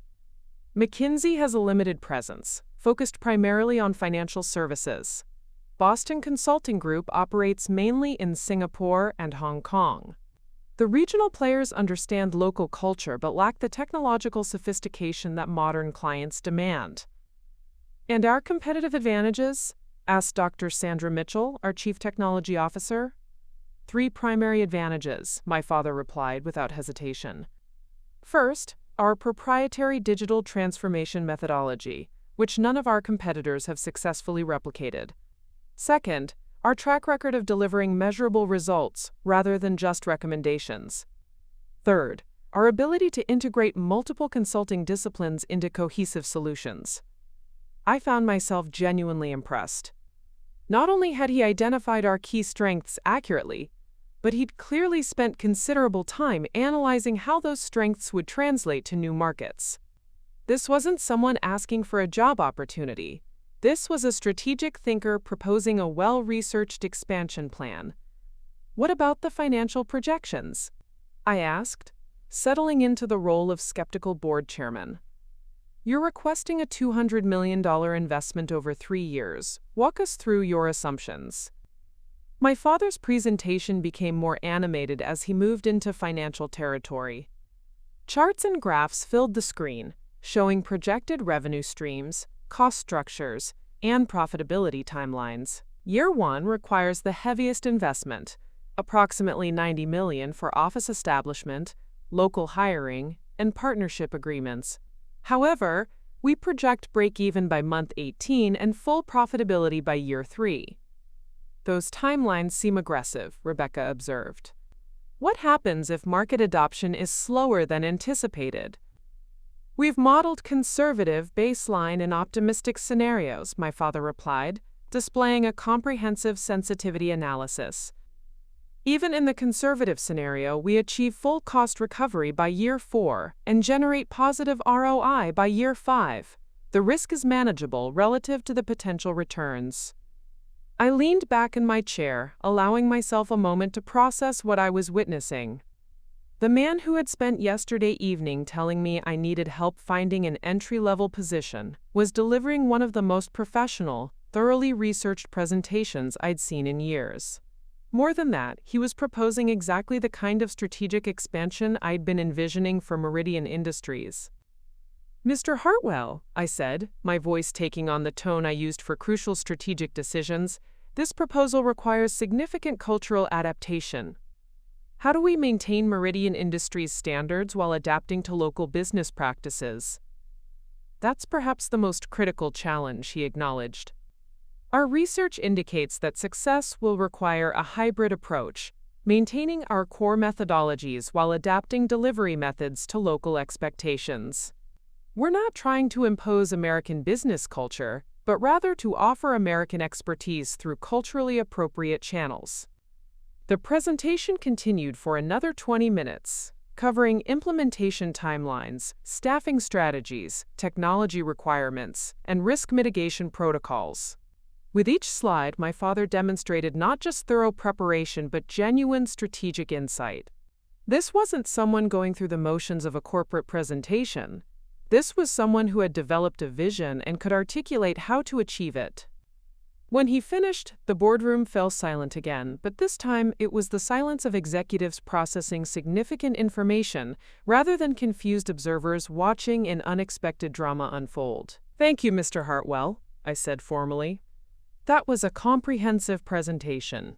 The board will need time to review your proposal and conduct our own due diligence. We'll have a decision for you by Friday." "Thank you, Chairman," he replied, gathering his materials with the efficient movements of someone who had just completed the most important professional moment of his career. As he prepared to leave, our eyes met once more across the conference table. In that glance, I saw not just the shock of discovery, but something approaching respect. Perhaps even admiration. The daughter he'd called pathetic had just subjected his life's work to the kind of rigorous analysis typically reserved for billion-dollar decisions. Because that's exactly what it was. After the boardroom doors closed behind him, Marcus turned to me with barely contained curiosity. "Interesting presenter. He seemed familiar with your management style." "Good presenters adapt quickly," I replied neutrally. "What did everyone think of the proposal itself?" "Solid," Rebecca said immediately. "The financial modeling is conservative but realistic. The market analysis is thorough. If we're going to expand into Southeast Asia, this is exactly the kind of strategic approach we need." "I agree," added Dr. Mitchell. "The technology integration plan shows real understanding of how our systems work. This isn't someone proposing changes from the outside. This is someone who understands our capabilities from the inside." If only they knew how accurate that assessment was. "Very well," I said, standing to signal the meeting's end. "Let's reconvene Thursday morning to make our final decision." As the board members filed out, discussing the presentation's merits, I remained seated at the head of the table, looking out at the Hartford skyline and processing what had just occurred. My father had spent 15 years working toward this moment, preparing for this opportunity to prove himself to the company's leadership. What he had never imagined was that the company's leadership would prove herself to him instead. The hours following my father's presentation passed in a carefully orchestrated dance of professional normalcy and personal upheaval. I conducted my regular Tuesday meetings, strategy sessions with department heads, quarterly reviews with regional managers, a conference call with our London office about their expansion into Nordic markets. But underneath the routine business operations, I could feel the seismic shift that had occurred in the boardroom that morning. By noon, word had begun spreading through the company's upper management about the morning's presentation, not about the shocking family revelation. None of the board members knew about my relationship to Winston Hartwell, but about the quality of his proposal and the chairman's apparent interest in the Southeast Asian expansion. In the executive dining room, conversations buzzed with speculation about whether this mid-level project manager might have just delivered the strategic breakthrough the company had been seeking. My assistant Jennifer knocked on my office door at 12:30 p.m., carrying a stack of messages and wearing the carefully neutral expression she'd perfected over 4 years of managing my complex professional life. "Chairman, I have several items requiring your attention," she said, settling into the chair across from my desk. "First, Dr. Chen in Singapore called 3 times. He's extremely enthusiastic about the expansion proposal and wants to discuss implementation timelines. Second, the Wall Street Journal is requesting an interview about our international growth strategy. And third," she paused, consulting her notes with deliberate care, "Mr. Winston Hartwell has requested a private meeting with you at your earliest convenience." Mr. Winston Hartwell has requested a private meeting. The formal language couldn't disguise the fact that my father wanted to confront the daughter whose true identity had just upended everything he thought he knew about success, failure, and family dynamics. "Schedule the meeting for 4 p.m. in my office," I said, surprising myself with how calm my voice sounded. 30 minutes should be sufficient." "Of course, Chairman. Should I arrange for security to be nearby?"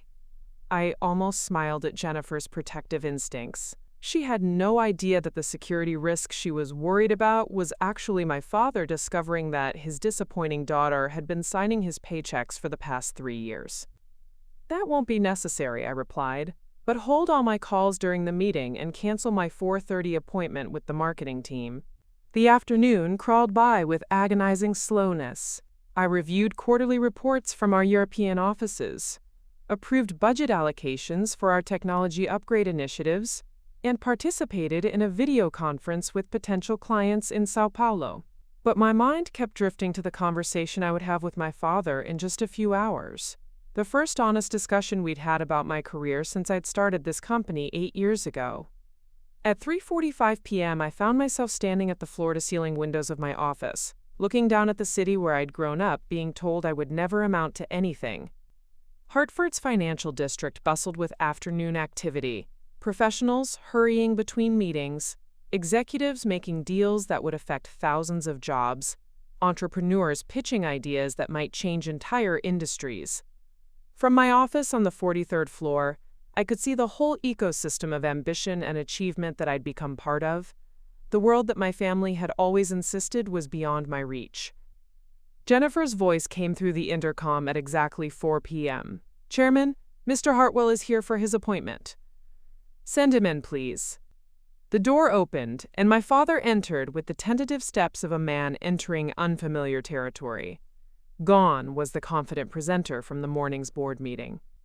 In his place stood someone who looked older, more uncertain, as if the past 6 hours had forced him to question fundamental assumptions about his family and his place in the world.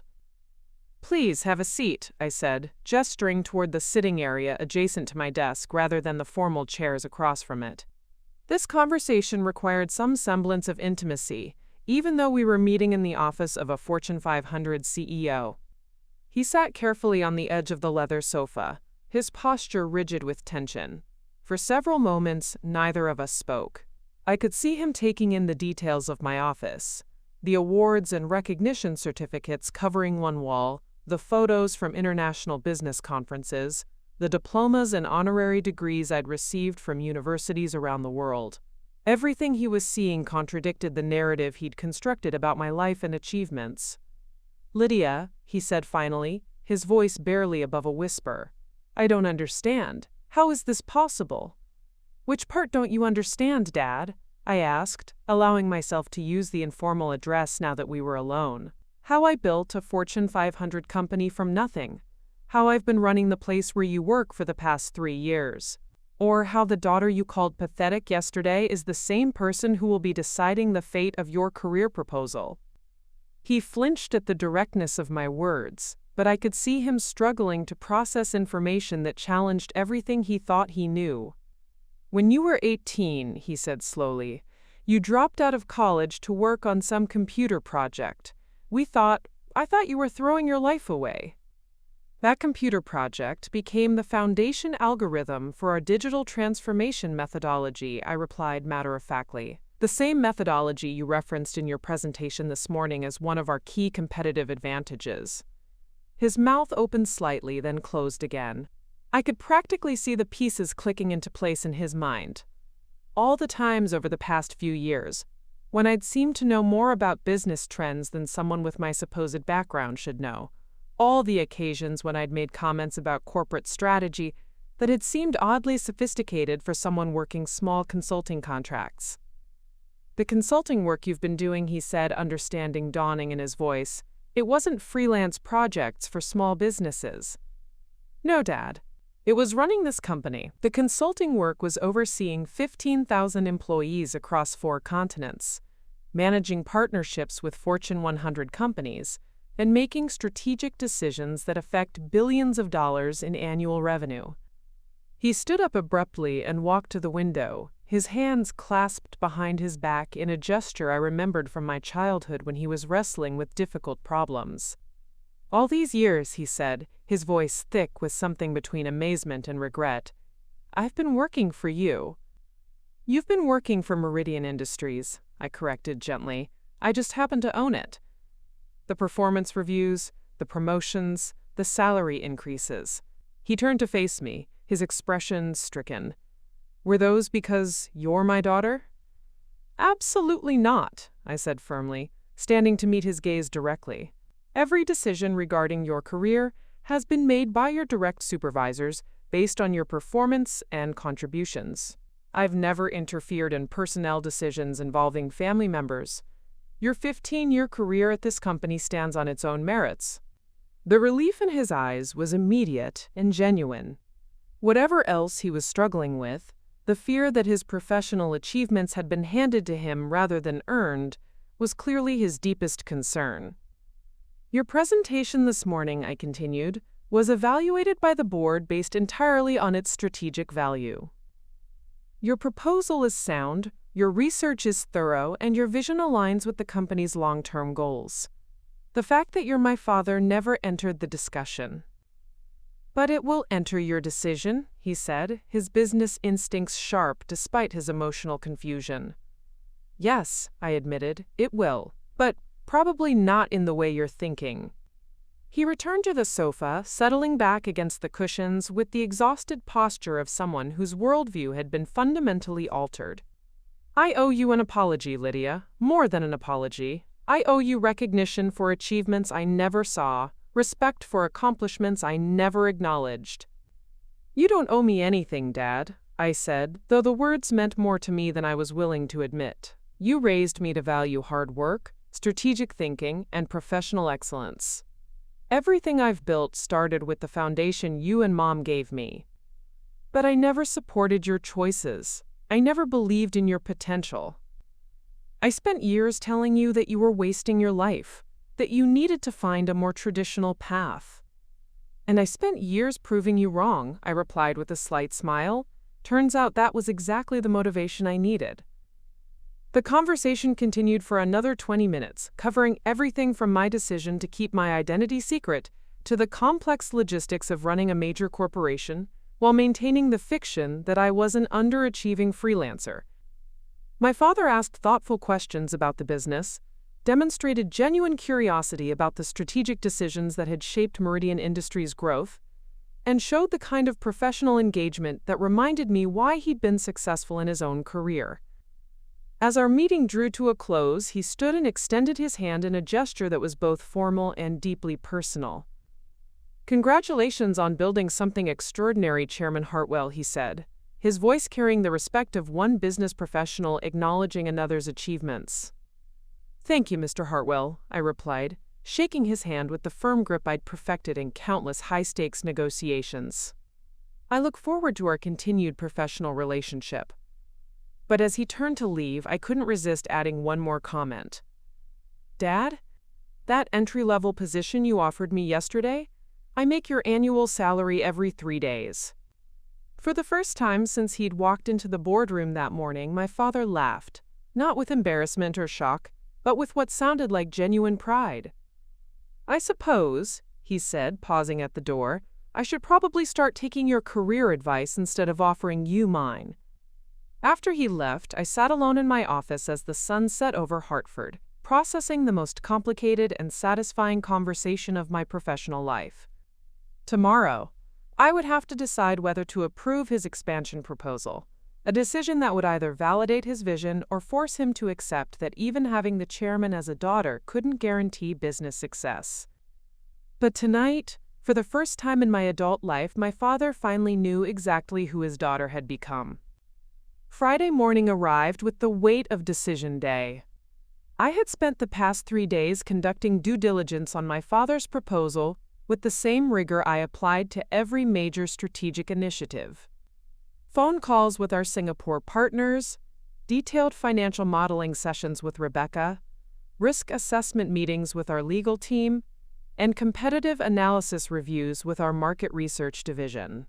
By Thursday evening, every aspect of the Southeast Asian expansion had been examined, questioned, and validated. The decision itself had been surprisingly straightforward from a business perspective. The proposal was sound, the opportunity was real, and the timing was optimal.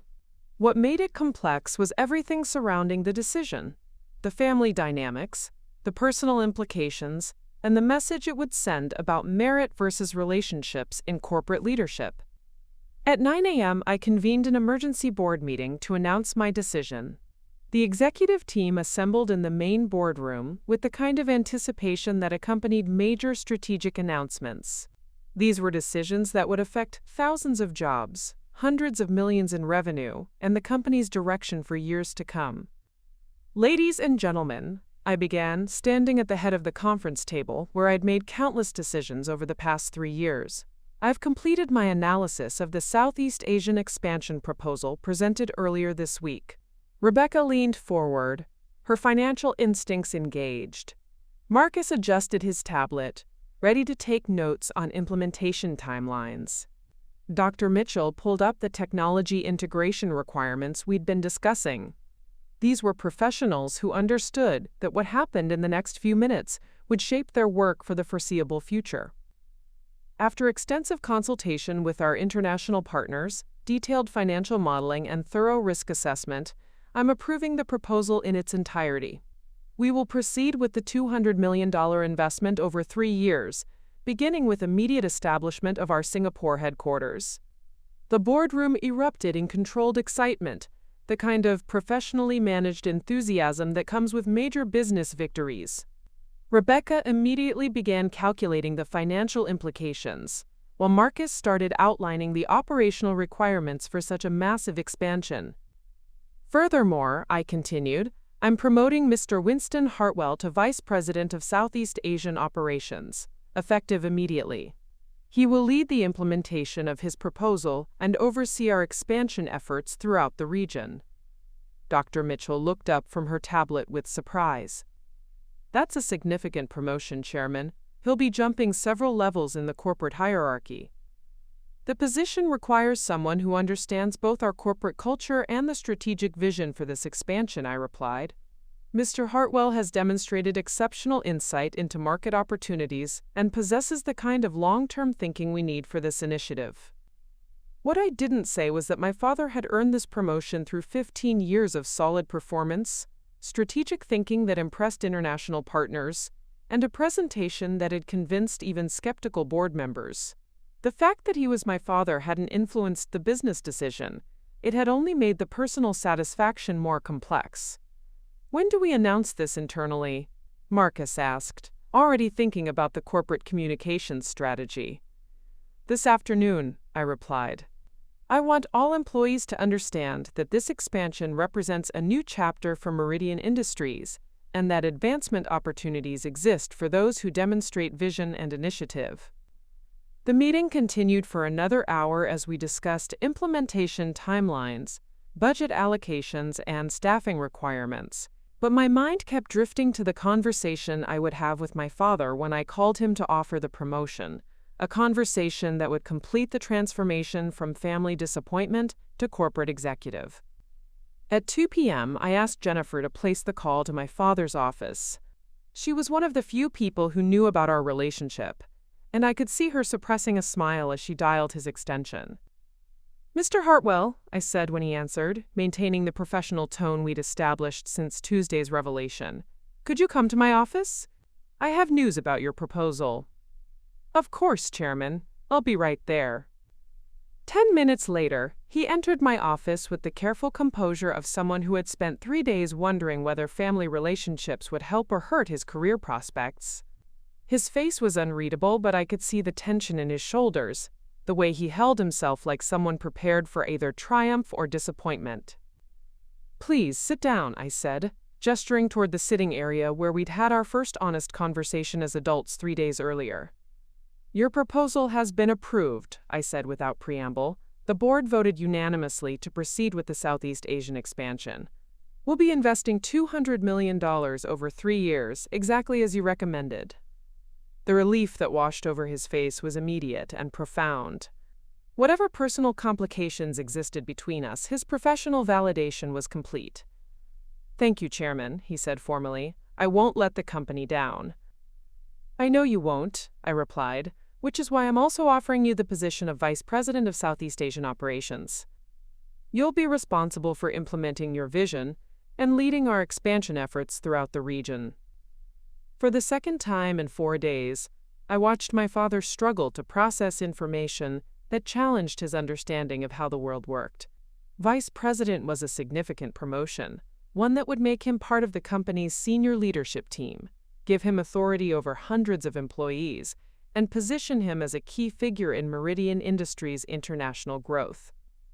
That's a substantial promotion," he said slowly. "Are you certain this decision is based on business merit rather than family relationships?" "Dad," I said, dropping the formal tone for a moment, "if I wanted to help you because you're my father, I would have done it years ago.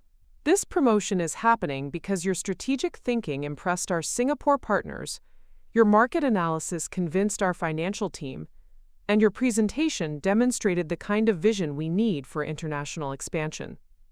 He nodded slowly, understanding beginning to dawn in his expression. "You're offering me this position because I earned it." "Exactly. Because you developed a strategy that aligns with our corporate goals. Because you demonstrated leadership potential that our executives recognized. And because you've spent 15 years proving your commitment to this company."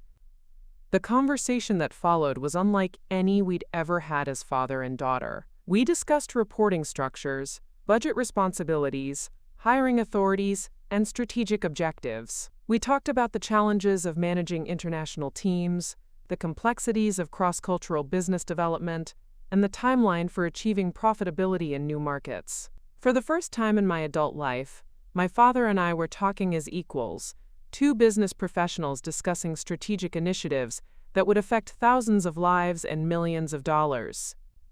"There's one more thing," I said as our meeting drew to a close. "The company is hosting a reception next Friday to announce the Southeast Asian expansion and introduce our new leadership team. The board members will be there, along with representatives from our international partners and major clients." "Of course," he replied. "I understand the importance of these corporate events." "Good, because I'd like you to bring Priscilla, Camden, and the rest of the family." It's time they met the real Chairman Hartwell. The smile that crossed his face was worth every moment of frustration I'd endured at family dinners over the past 8 years. "I think," he said, standing to leave, "that's going to be a very interesting evening." The following Friday, I stood in the executive reception hall watching my family navigate a room filled with Fortune 500 executives, international business leaders, and government officials. Priscilla was deep in conversation with the mayor of Hartford, who was explaining the city's economic development initiatives. Camden was talking with our chief technology officer about digital innovation in real estate. Uncle Reginald was having an animated discussion with Rebecca about international banking regulations. But it was watching my father that gave me the most satisfaction. He moved through the room with the confidence of someone who belonged there, discussing market strategies with executives who treated him as a peer, fielding questions from reporters about our expansion plans, and accepting congratulations from colleagues who recognized his achievement. When the formal presentations began, I took the podium to address the assembled crowd. "Ladies and gentlemen, tonight we celebrate not just a business expansion, but the kind of strategic thinking that drives innovation in the consulting industry. Our Southeast Asian initiative represents a $200 million investment in the future, led by executives who understand that success comes from vision, preparation, and the courage to pursue ambitious goals. I caught my father's eye across the room as I continued. This expansion is being led by Vice President Winston Hartwell, whose strategic insight and market analysis convinced our board that Southeast Asia represents the next frontier for integrated consulting services. Mr. Hartwell embodies the kind of leadership that makes transformational growth possible. The applause was genuine and sustained. As I watched my father acknowledge the recognition from his new peers, I thought about the journey that had brought us to this moment, from family dinners where I was called pathetic to corporate receptions where I was introducing him as a strategic visionary. Later that evening, as the reception wound down, my father approached me near the windows overlooking Hartford's skyline. "Thank you," he said simply. "Not just for the promotion, but for showing me that success isn't always what we expect it to look like." "Thank you for raising me to believe that I could build something meaningful," I replied, "even when you didn't recognize that I was actually doing it." We stood together in comfortable silence, looking out at the city lights below. In the reflection of the window, I could see both versions of ourselves, the father and daughter who had struggled to understand each other, and the business partners who had found common ground in strategic vision and professional respect. "You know," my father said finally, "I think I owe Camden and the rest of the family an apology. They've been taking career advice from someone who didn't even recognize success when it was sitting at his own dinner table." "Maybe," I replied with a smile, "but they also have front-row seats to see what's possible when you refuse to accept other people's limitations." 6 months later, our Southeast Asian division had exceeded every projection in my father's original proposal. Our Singapore office had become the regional hub for Fortune 100 consulting. Our partnerships had expanded into emerging markets throughout Southeast Asia, and my father had been featured in International Business Weekly as one of the executives to watch in global consulting. More importantly, family dinners had become celebrations rather than interventions. My relatives had stopped offering career advice and started asking for it. Uncle Reginald wanted to know about international investment opportunities.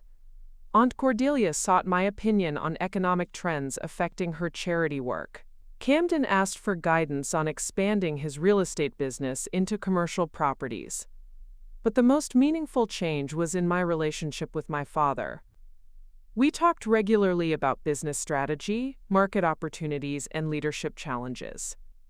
He sought my advice on major decisions, and I valued his insights on international operations. The disappointment and misunderstanding that had characterized our relationship for years had been replaced by mutual respect and genuine partnership.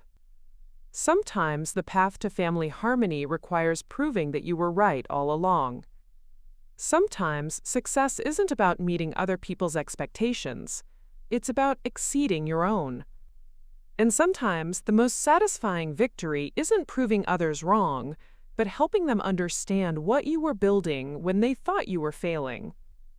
The girl who was once called pathetic at family dinners had become the woman who signed the paychecks. But more than that, she had become the daughter her father was finally proud to call his own. Up next, you've got 2 more standout stories right on your screen. If this one hit the mark, you won't want to pass these up. Just click and check them out.